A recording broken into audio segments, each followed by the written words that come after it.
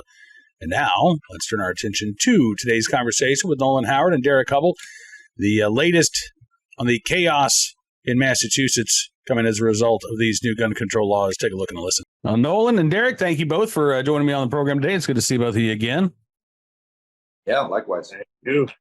So this Saturday, we've got the rally coming up at the Boston Common Bandstand. Have you been hoping to get the word out about this event? I'll open it up to both of you guys. Oh, yeah. Nolan, you go ahead, man. All right, cool. So, yeah, I mean, we've been doing it all over social media, me and Derek. I've been talking to people in New Hampshire who said maybe coming down. So they also sued the state too as well. So that's a good thing. But, we've been doing a lot of work. A lot of people are excited. Everyone's just waiting for the petitions to be, to come out for the signatures. So that's what we're all waiting for. But I'm excited for this Saturday. So you all still have not. I guess the Attorney General is still sitting on these forms that you all have to use to collect these signatures, right? She's got the request. She put out that request for information from gun control groups. I saw it was last week, right? Wanted to know what the gun control groups thought about this referendum. But so far as you know, anyway, the Attorney General has not certified this question, has not allowed you guys to start gathering names then. Right. So in regards to that, everything has been submitted, and there is a rough draft of the language for the ballot question. So the deadline is tomorrow for that. So everything is moving ahead technically as it is legally supposed to. So the deadline is just not going to allow, most likely, for the petitions to be in hand at the rally, which is okay. We've come to this understanding that the rally will be used essentially as like the jump off party, to get everybody informed and fired up for the course of action that we're taking in order to combat this, to get the signatures. So we're using it essentially as a way to educate people on what they can do as a community in Massachusetts to help fight the legislation. So we'll be allowing people to sign up and join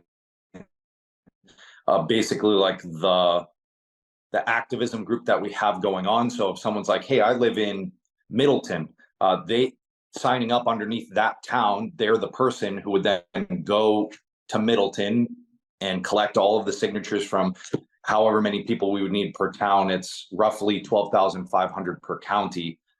So everybody is it's kind of like a hands-on deck thing. We need everyone to take part. It's not just one person that should be collecting signatures for each town either. It's got to be multiple people. So all of this is information is going to be pushed out at the rally. We have right now, I have like 15 speakers or so. So some of it being people to educate in regards to what we're doing, and others to just kind of voice their opinions or their thoughts regarding the legislation or how this has impacted them.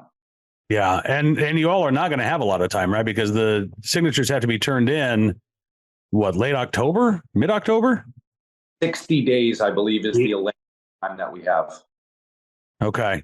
So yeah, I mean, I'm glad to know that you guys are getting ready to, hit the ground running here when these forms are back, because as you say, it's a pretty daunting task. And we're already hearing that the governor may be playing some games with this referendum, right? So when Chapter 35 was signed, there was no sort of emergency preamble or anything of that nature, which meant that if you guys collected, it's almost 50,000 signatures for this referendum, you could actually stop this law from being enforced until a vote took place in 2026. But now I'm hearing that the governor may go back and add this emergency preamble that would keep the law in effect while the petition and the referendum process is moving forward. That's 100% right. Unfortunately. Yep.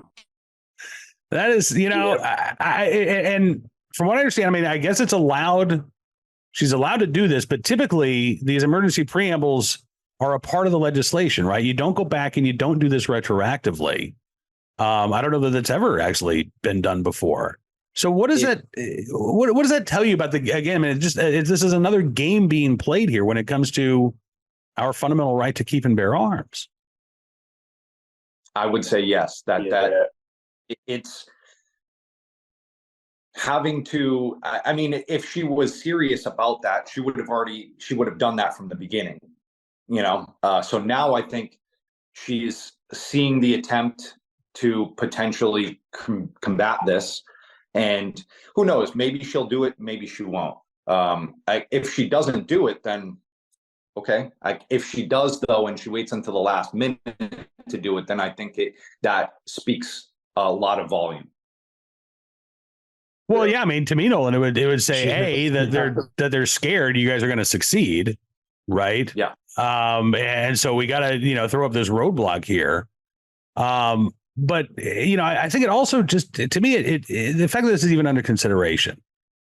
And you think back to how this law was written, the lack of public input. Oh, I think we lost Nolan. Hopefully, Nolan will get back with us here in just a second. I mean, the contempt that lawmakers have for gun owners in the state of Massachusetts, for Second Amendment advocates in the state of Massachusetts, it's so evident right now that they view what you guys do, helping people to protect themselves, helping people to protect the people that they love in their lives, they view that as some sort of problem that needs to be solved. Meanwhile, ran across a story, I think it was yesterday, 5 people shot in a park in Boston. I think it was Franklin Park. Yeah, actually, it was Sunday, the Dominican Festival.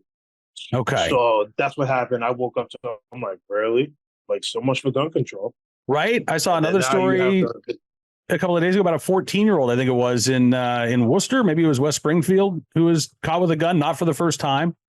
And yet it's the legal gun owners that are the not just the primary focus, but almost the exclusive focus of Chapter 35. Right? They're not doing anything to go after violent criminals with this new law. That's right. There's nothing in the law that is going to drastically impact crime based off of what we already know to begin with. I mean, when we think about the things that are being newly banned, since we've already had an assault weapons ban in Massachusetts for decades, and since 1989 in the city of Boston, we look at the things that have been added on, like banning, say, a 3D printer like the Ghost Gunner.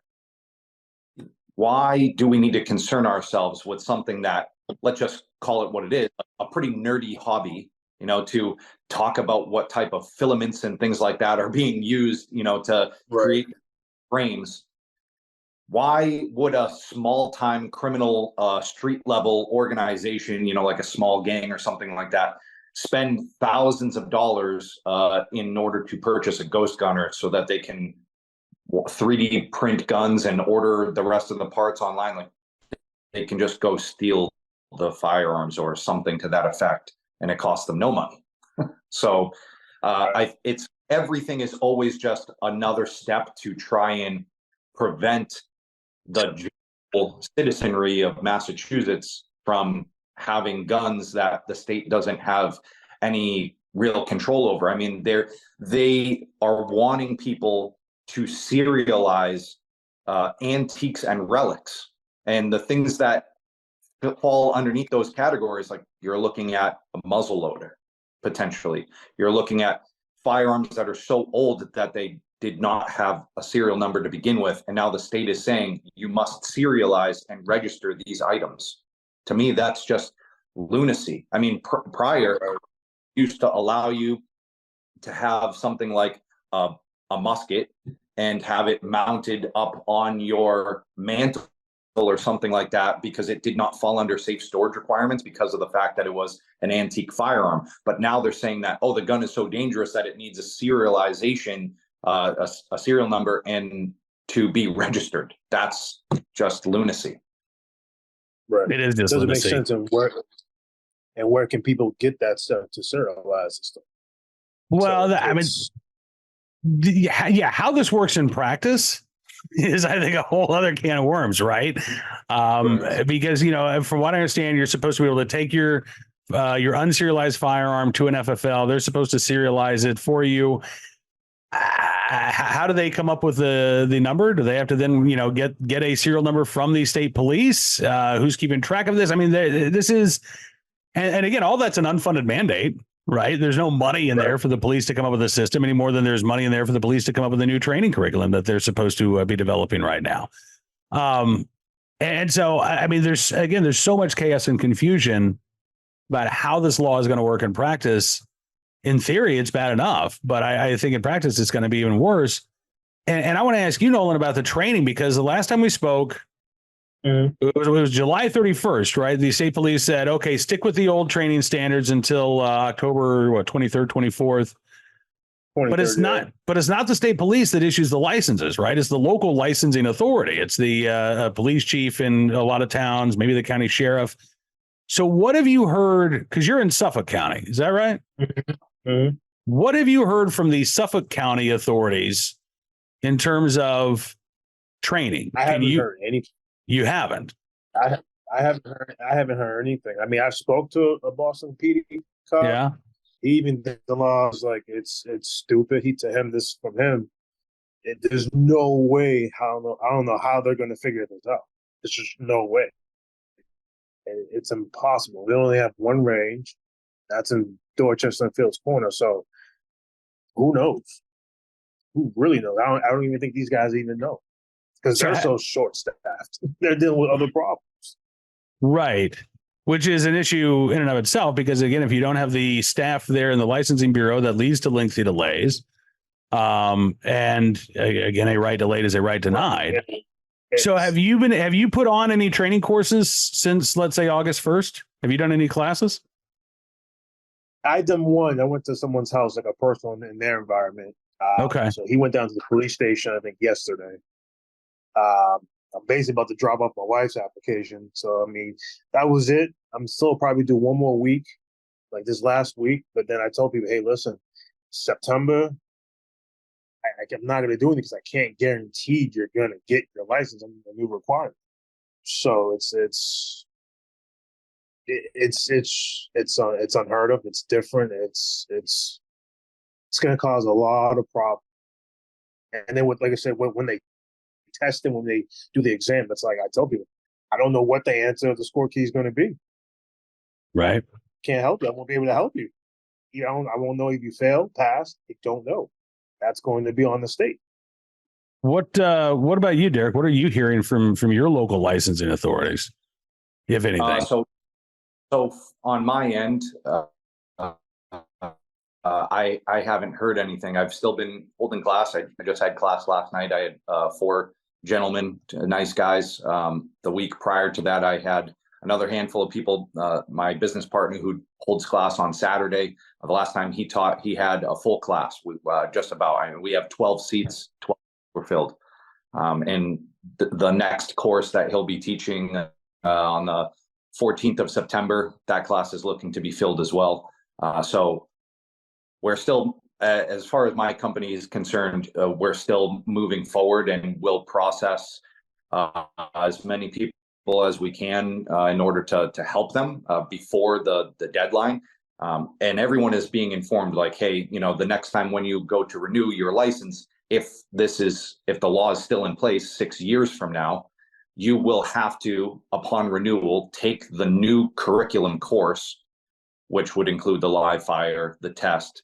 And it's most likely going to be just a longer curriculum overall, based off of the amount of information that you're going to have to teach. It could go from, just being a pretty standard 4-hour based safety course to, who knows, it could be 6 hours, it could be 8 hours. We still have not received any information from the state police about, hey, this is what we have been working on. There's been nothing. I'm assuming that they're going to complete everything, and then they're going to say, hey, here's now the new curriculum, and you have to get certified on this. I would assume that they are going to require the instructors to become certified on this, because otherwise I just don't see how that will work if they just say, hey, here's this information and just teach it in your class. How do they know if someone is talking about the right thing, or is there going to be these long paragraphs that we have to read? There's literally been it's been mum, like church mice. It's been quiet. Which is crazy, because again, I mean, if you do have to get certified, that's going to be a process in and of itself, right? It's not like it's going to happen like that. So there's already some built-in delays. And when you started talking about, you don't know how long the course is going to be, it could be 6 hours, 8 hours. I wanted to say, think bigger, Derek, because I mean, you look at New York, for example, right? An 18-hour training course, right? Including 2 hours of live fire training. Illinois, when they reluctantly went shall issue, I think theirs is 16 hours. I mean, I don't know that it's going to be a 1-day course. Based on what we've seen just from other anti-gun states, I would not be surprised if this course ends up being 16 hours or more, based on all of the additional information that you guys are supposed to be teaching. You guys, I mean, we know the topics that have to be discussed, right? But we don't know how long you have to spend on de-escalation training, for example, right? Is that a 5-minute, hey, here are some things you can do to try to, de-escalate a situation if you find yourself in a bad position? Is this a 2-hour long curriculum on, maybe you've got a role play and you've got to have some, exercises? I mean, this is, again, one of the many problems here, right? Is that we don't know. And it's largely left up to the state police. They have basically a blank slate to write whatever curriculum they want. Yeah. One of the topics, just for an example, that they want us to discuss is use of force, which was never really something that the state required us to talk about prior. And anybody can look up the best document to find out the legalities regarding use of force in Massachusetts is a document called Self-Defense Document 9260, and it's the jury instruction that is given to jurors sitting in a use of force trial. So it's written very plainly. There's no legalese. It's very easy to understand, but this document is 23 pages long. So to cover everything that this document says potentially, which would be about 17 pages or so relating to just the general citizenry, and I believe the end of it is geared more towards law enforcement use. But that's a lot of stuff to talk about. I mean, then you're dealing with questions that people have. I mean, you could easily spend. I used to teach a course just based off of that document itself, and it was a 5-hour course. So to help people better understand use of force in Massachusetts, and now they're saying this has to be put in there. Okay, well, to what degree? You know, Right. if it is discussing the whole entire thing, yeah, you could be talking about potentially adding hours on just that one topic alone. Y'all are going to have to get an associate's degree in the Second Amendment here in Massachusetts before long. I know. God bless. Well, I know that you guys are hearing a lot of thank yous. I hope you guys are hearing a lot of thank yous from Massachusetts gun owners for your activism. But I want you to know how much those of us outside of the state of Massachusetts appreciate what you guys are doing. Obviously, y'all are fighting for your rights, but you're fighting for our rights too, because this isn't just going to stay in Massachusetts. These bad ideas get exported all around the country. And so not only should, we be thanking you guys for picking up this fight, but we need to be supporting groups like Gun Owners Action League, Commonwealth 2A, all of the work that you guys are doing. Because again, this is our fight too. So I really appreciate both of you guys carving out a few minutes of your time. I hope that this weekend is a huge success. And anybody that can, fly, drive, walk, pedal, get to the Boston Common Saturday, 10 a.m. at the, I think it's the Parkman Grandstand, right? Mm-hmm. Yeah, the bandstand. I just want everyone to know that there's, we have the 15 speakers lined up, and everyone should try to get there even just a little bit before 10. And we don't really have a set end time. The permit is until 5 p.m. But most likely the rally is not going to go until 5 p.m. It will kind of go once all of the speakers are finished. And we have some giveaways that at the end, that's where we're going to be giving away all of the various items that have been donated from a whole bunch of different companies. So we have a lot of good stuff. And I would say the gem would be J&J Arms has donated a P365 carry kit. So they're giving away a firearm and some ammo and a holster, which we're going to just be selecting like one random person to get that item. And then we have the best rally sign contest where we have a first, second, and third place prize that's going to be done via voting from all of the people that show up to the rally. So the signs will be on display and people can put a little ticket inside of an ammo can and we'll count those. And we have some training, we have ammo to give away, we have some merch, we have a gift card from Parker Mountain Machine. We got a whole bunch of stuff. People have been just pouring out all of these wonderful donations, and I'm very thankful. All of the people that have been helping out are very, very thankful for just the kindness that everyone has been doing to show their support. So this is going to be pretty exciting. We're expecting a pretty large turnout. I have not, this was all grassroots. Like we really didn't put any money, so to speak, into this outside of whatever it's going to cost for the permit. Once everything's finalized, like there's a fee for electricity use and things like that. But we're not serving any food, so there's no cost for food. People have been donating tables and water and chairs and things like that. The PA system was donated. So this has been very low cost on all of the people involved. And we're not providing any transportation. A lot of people have reached out asking, well, are you guys going to be busing people in?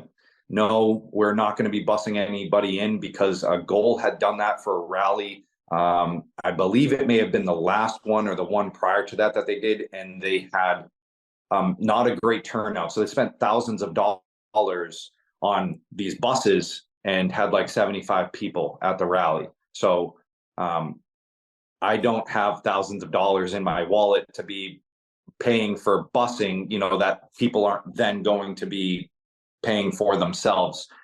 So this is like, it's one of those things. If you support the Second Amendment, then it's on you to come and show your support for it in the state. Yeah. Where the prizes and everything, that was my idea to help get the draw in, and get people to come. But outside of that, I don't have any way to help anybody come down other than just giving the best information possible, where to park, and all of the local transportation and things like that, which is all on We have an Instagram page now, which is 2A Boston Rally Instagram page. So you can find all of that information there, as well as my page at CSS Shooting. So there's just hours of information that is on these pages now, that so people can always send me a DM or an email or something like that. I'm very prompt at getting back to people, so that if they have any questions, I'd be more than happy to answer them as the clock is, winding down now. So I want to make sure that everyone has the best possible information so that they can carve out time to come on Saturday. Absolutely. Nolan, any final thoughts, man? No, I'm just looking for a big turnout. I'm already in the city, so I'm definitely taking the train. That's what I would. If you live in the Boston area, take your commuter rail down to South Station, go down to how can I say, down to Park Street, the Red Line, transfer over to Park Street and the Green. You'll be right there for the Boston Commons right there. Yeah, this is an everybody type thing. So you got to show up for yourself. If you want, like Derek said, if you support this, come out, because I know I am. So I'm gonna be there early. Parking is very tough there on Tremont Street and State House and stuff. So I suggest you take the train or get an Uber. Yeah. Well, I'm excited for you guys. I wish that I could be there this weekend, but unfortunately I'm going to be stuck in Virginia. But, I was born in Lawrence General. So I am even though I don't live in Massachusetts, I'm a Massachusetts guy at heart, and I am with you all in spirit. You guys have an open mic anytime you want to come back and update the audience on what's going on. I really do appreciate your time, and more importantly, I appreciate your activism. I hope that you have a great turnout this weekend, and I look forward to speaking to both of you guys very soon. Thank you, Tim. My thanks to Nolan once again for joining us on the program, and I hope that if you are a Massachusetts gun owner, heck, even in New Hampshire, Vermont, Maine, Connecticut, Rhode Island, if you can make it to Boston Common this Saturday, it would be fantastic if you get to show up and take part. And we'll be talking more about that on the program next week. All right, before we turn our attention to today's Armed Citizen story, our good deed of the day, and our recidivist report, let's talk about this for a second. The DNC underway officially, a lot of talk about gun control, a lot of big plans, not a lot of specifics, to be honest, but a lot of big plans to ban so-called assaultments and things of that nature. With the volatility from this election and our national debt just breaking $35 trillion for the first time ever, there's never been a better time than now to consider physical gold or silver as a way to protect your savings. If this election goes sideways, there's a good chance that things are going to get even worse. But the good news is that there's something you can do now ahead of whatever future chaos might be coming. Wealth Protection Research has found a gold partner in Sasco Gold that specializes in helping everyday Americans protect their retirement accounts like 401ks, IRAs, or TSPs using a loophole that allows them to convert it to physical gold or silver, tax and penalty free. You can find out more when you text the word truth to 76626. You can break free from your captive retirement account and enjoy the peace of mind knowing your retirement savings now stored in physical gold and silver that you control. If you're interested in learning the truth about how you can protect your retirement with gold and silver, you can get a free gold investment kit that explains it all from Sasco Gold just by texting truth to 76626. Drew from Sasco is standing by waiting to help when you text truth to 76626. Just tell Drew that Cam sent you. And for your free gold investment kit, text truth to 76626 now. All right. Today's recidivist report is a follow-up, actually, to what we talked about yesterday. These 4 teenagers, well, one as young as 11, in Nebraska that have been accused of murdering a 63-year-old man. And we've got a follow-up here from one of the local stations in Nebraska. This is, I believe, Channel 7, KETV, which notes that the local police association there in Omaha is blasting a judge for releasing a teen, one of these teens, just days before this murder took place. Actually, the only problem, the headline isn't correct because we're not talking about the teenager. We're talking about an 11-year-old. As they say, new court records shed light on why a Douglas County judge sent an 11-year-old home just 2 weeks before the boy is accused of taking part in a man's murder. He's one of several young boys who Omaha police say carjacked and killed 64-year-old Marcel Jamaa back on August 13th. The 11-year-old cannot be detained because of his age. Under Nebraska law, apparently he is too young to face criminal consequences. But the president of the Omaha Police Officers Association says the judge could have done something when this preteen was before a judge back on July 31st. At the time, this 11-year-old faced 5 felonies for theft of multiple cars, as well as for having a stolen handgun. He's 11. Now, in the transcript, Judge Brown, as well as the child's attorney, agree that a shelter, not the right place for the child. The child's lawyer said he's 11. He's supposed to start school in a couple of weeks, and I don't feel comfortable putting an 11-year-old at a shelter. The judge said, well, I'm not going to put an 11-year-old in shelter. I'll tell you that right now. KTV reports that Judge Brown then heard from probation officers who expressed how well the child had done in an emergency foster placement at the Child Saving Institute, offered to take him home if the court ordered it, but then the probation officer recommended that the 11-year-old be sent home. The 11-year-old's attorney asked for a home program screening, which includes ankle monitoring as a last resort to keep the child out of trouble, saying, quote, unfortunately, I don't know what other pre-adjudication services we have, and I'm just really concerned about this juvenile and the community's safety. I guess that was the prosecutor who said that, not the defense attorney. The judge then sided, though, with the probation officer, ordered the child sent home, saying, quote, what he does between now and these next 20-some days is going to speak volumes to me. And, of course, 2 weeks later, police say that this 11-year-old was one of 4 juveniles who took part in this carjacking and murder of a 64-year-old. Patrick Dempsey is the president of the Omaha Police Officers Association. He says, the judge could have sent this 11-year-old to the home program. It's an alternative to detention. He could have at least had an ankle monitor to think about his behavior, but instead we sent him home with no backing and nobody tracking what he's doing. Now this 11-year-old is due back in court before Judge Brown in late August, facing an additional 6 felonies, including first-degree murder. And again, while it may be uncommon for 11-year-olds to face serious, violent felonies, the law in Nebraska really doesn't allow for any sort of incarceration, even when an 11-year-old shouldn't be out on the streets. And in fact, it sounds like even placing this 11-year-old in a position where they're going to be receiving treatment and care under the supervision of the criminal justice system, that's not a possibility either. That's a problem. And I hope that is something that lawmakers in Nebraska address when they return for their next legislative session in early January. Now, today's armed citizen story from South Carolina, where police say a woman shot a man in her home during a second assault over the weekend. Actually, this was, I guess, on Sunday night, about 9:30. The Pickens County Sheriff's Office, Chief Deputy Chad Brooks, says deputies were called out to a home and found a man dead at the scene, 49-year-old Stephen Basquette of Pickens, South Carolina, was found dead there at the scene of the home, 9:30 Sunday night. During the investigation, deputies discovered that the woman who owns the home shares a child with Basquette. She told deputies that Basquette was assaulting her and another man that Brooks described as her male companion. Brooks said the woman shot Basquette because she was in fear for her life along with the life of her male companion. This apparently was the second time that Basquette was accused of assaulting this woman. Back on July 15th.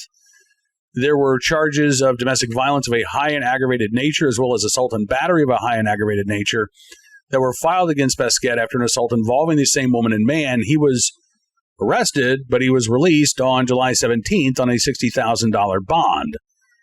And again, apparently returned to the home this past weekend. Once again, according to the woman, began assaulting her and her male companion, which is when she was forced to act in self-defense. Police say the investigation is still ongoing, but no arrests have been made. At this point, it does appear that the woman was acting in self-defense. We'll keep our eyes open for any additional details as they become available. Finally, today in the right place at the right time, willing and able to do the right thing. A man in Macomb County, Michigan, who helped stop a child abduction. We had another one of these stories yesterday on Cam and Company out of Tennessee, right, where an armed citizen was in the right place at the right time and was willing and able to save a 1-year-old girl who had been taken by the mom's boyfriend. In this case, it wasn't a firearm that was used to stop the abductor. It was a truck. This was back on August 13th. There were 2 kids who were almost abducted in Macomb County, but Good Samaritans intervened. This was at Clinton River Park North in Sterling Heights, Michigan. The young girl's aunt ran up to the vehicle, began to fight with the man as he tried to drive off, but another witness intervened and used his truck to block the vehicle from leaving. That witness who intervened is a guy by the name of Scott Van Leuven. He's a member of Citizens on Patrol for the Sterling Heights Police Department. And since his literally life-saving actions, the family's been trying to reconnect with him. They were able to do so yesterday on Monday. They were able to meet for the first time since the attack.